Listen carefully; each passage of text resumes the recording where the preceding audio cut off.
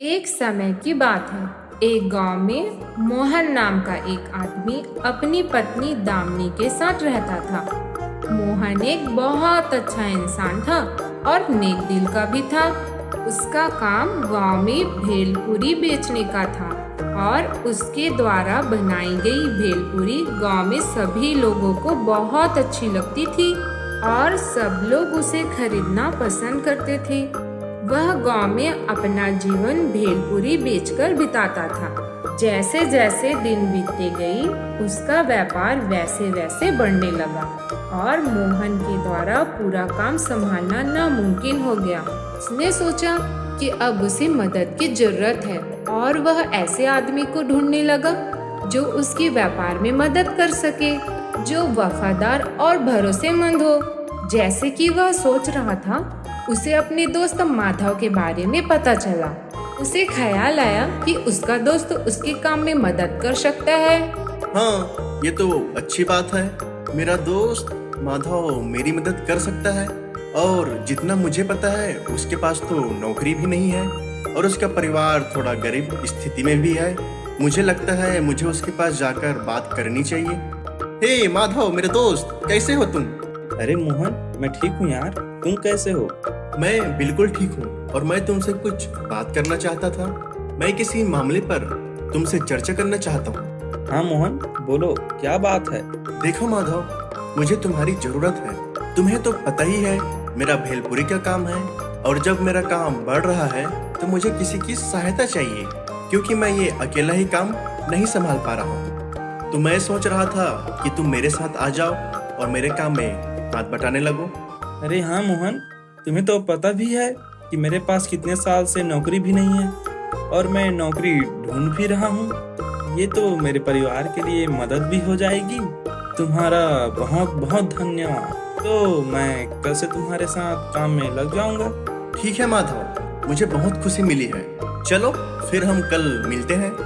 अगली सुबह माधव दुकान पर गया और मोहन के साथ काम पे लग गया। माधव ने भेलपूरी चखी और उसे भी बहुत स्वादिष्ट लगी। मोहन को अब थोड़ी राहत मिली कि उसका दोस्त माधव उसके काम में सहायता कर रहा है। दोनों साथ में मिलकर भेलपूरी तैयार करते और उसे बेचने जाते। भेलपूरी, भेलपूरी, गांव की सबसे स्वादिष्ट भेलपूरी। आइए इस गांव की सबसे स्वादिष्ट भेलपूरी को चखिए। एक प्लेट सिर्फ 5 रुपए की है। आइए सभी आइए और खाइए। यह सुनकर आसपास के सभी लोग माधव के पास आए। सब लोगों ने भेलपूरी को चखा। अरे वाह मोहन, यह तो बहुत अच्छी भेलपूरी है। यह तो हमारे गांव की सबसे बेहतर भेलपूरी है। अंकल, आपकी भेलपूरी तो बहुत अच्छी है। मोहन, जो भेलपूरी तुम तैयार करते हो वह बहुत अच्छी है। पूरा गांव तुम्हारी भेलपूरी की प्रशंसा करता है। अरे ये सब क्या चल रहा है? मैं भी तो यहाँ पर हूँ, लेकिन सभी लोग मोहन की ही प्रशंसा कर रहे हैं। मैंने भी पूरे दिन मेहनत किया है, लेकिन मेरी कोई तारीफ ही नहीं कर रहा है, जबकि मैं भी बराबर का संघर्ष कर रहा हूँ, लेकिन मेरी तो कोई प्रशंसा ही नहीं कर रहा। भेलपूरी बना रहा हूँ और चिल्ला चिल्ला कर बेच भी रहा हूँ, लेकिन मुझे तो बराबरी का हिस्सा नहीं मिल रहा है। मुझे इसके बारे में सोचना चाहिए। मोहन तो बहुत खुश है, उसका परिवार भी बहुत खुश है। अब मेरा परिवार तो मेरी कमाई पर ही निर्भर है ना। मुझे कुछ करना चाहिए। अब मैं इस गुल्लक की जिम्मेदारी संभाल रहा हूँ, तो मैं अब इसमें से अपना हिस्सा लूंगा। मोहन से चोरी छुपे माधव उस गुल्लक से पैसे निकाल रहा था। वह हर दिन गुल्लक से पैसे निकालता और मोहन को सौंप देता और घर चला जाता था। कुछ दिन ऐसे ही बीत गए और विष्णु को ऐसा एहसास हुआ कि उसे व्यापार में कुछ कम लाभ हो रहा है। दिन उसने गुल्लक को देखा और सोचा, गुल्लक में तो पैसे भी कम है। माधव, सुनो भाई, मुझे ऐसा लग रहा है कि हमें इस काम में अब कम लाभ हो रहा है और इन दिनों पैसे भी कम आ रहे हैं। मुझे नहीं पता ये सब कैसे हो रहा है। हम भेलपुरी तो उतनी ही बेच रहे हैं। हाँ दोस्त, मेरी बात सुनो। हमें कम लाभ इसलिए हो रहा है क्योंकि हम भेलपुरी को कम पैसे में बेच रहे हैं। फिर मोहन सोच में पड़ गया। मुझे समझ नहीं आ रहा कि ये क्या हो रहा है। जब मैं अकेला व्यापार संभाल रहा था तो लाभ भी ज्यादा हो रहा था, और अभी भी मैं देख रहा हूँ कि लोग तो भेलपुरी बहुत पसंद कर रहे हैं, मगर कमाई उतनी नहीं हो रही है। तो क्या माधव पैसे चुरा सकता है? नहीं, माधव ऐसा नहीं कर सकता। लेकिन वो तो मेरा एक अच्छा दोस्त है।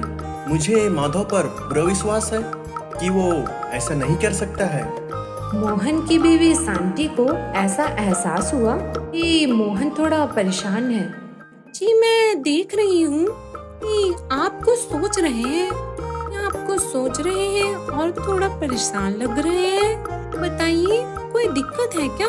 मोहन ने अपनी पत्नी को बताया कि क्या हो रहा है। आप ज्यादा परेशान ना होइए, केवल एक छोटी सी समस्या है। ये सच्चाई बहुत लंबे समय तक छुपती नहीं है, जल्द ही इसका खुलासा हो जाएगा। आप जाइए, आराम से सो जाइए। माधव और मोहन अपने व्यवसाय में लग गए।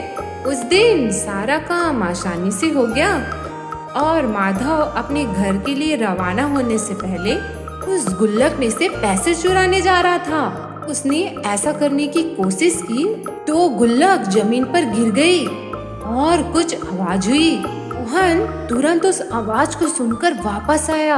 अरे ये क्या माधव, तुम अभी तक यहीं हो? तुम डरे क्यों हो यार मेरे दोस्त? माधव, और तुम्हें पसीना भी खूब आ रहा है, ऐसा क्यों? क्या तुमने कोई अपराध किया है? जब हम कुछ गलत करते हैं तब हम डर जाते हैं। मुझे बचपन से ही पता है कि मेरा दोस्त माधव कुछ गलत नहीं कर सकता। मुझे तुम पर पूरा विश्वास है माधव। यह देखकर कि उसके दोस्त को अभी भी उस पर पूरा भरोसा था, माधव को बहुत चोट पहुंची। अपनी गलती का एहसास भी हुआ। क्या हुआ माधव, तुम अभी भी इतने परेशान क्यों हो? मोहन मेरे दोस्त, मुझे क्षमा कर दो यार। मैं तुमसे चोरी छुपे इस गुल्लक से पैसे चुरा रहा था। मेरा परिवार अभी भी बहुत गरीब है। मुझे ऐसा लगा कि जो हिस्सा तुम मुझे देते हो वो कम है, इसीलिए मैं पैसे चुरा रहा था। और यही कारण है कि तुम्हें व्यवसाय में कम लाभ हो रहा था। मैंने तुम्हें धोखा दिया, फिर भी तुम मुझ पर इतना विश्वास करते हो। माधव की ये बात सुनकर मोहन ने उसे माफ कर दिया, क्योंकि उसने अपनी गलती कबूल कर ली थी। माधव मेरे दोस्त, तुम्हें मेरे पास आ जाना चाहिए था। तुम्हें मुझसे पैसे मांगने चाहिए थे। चलो, फिर भी अब से तुम ईमानदार बनो। अब जो हो गया सो हो गया, अब उसे भूल जाओ। ठीक है मोहन, मुझे क्षमा कर दो। तुमने जो मुझ पे भरोसा दिखाया है मैं उसे बना कर रखूंगा। हे भगवान, मुझसे ये क्या गलती हो गई?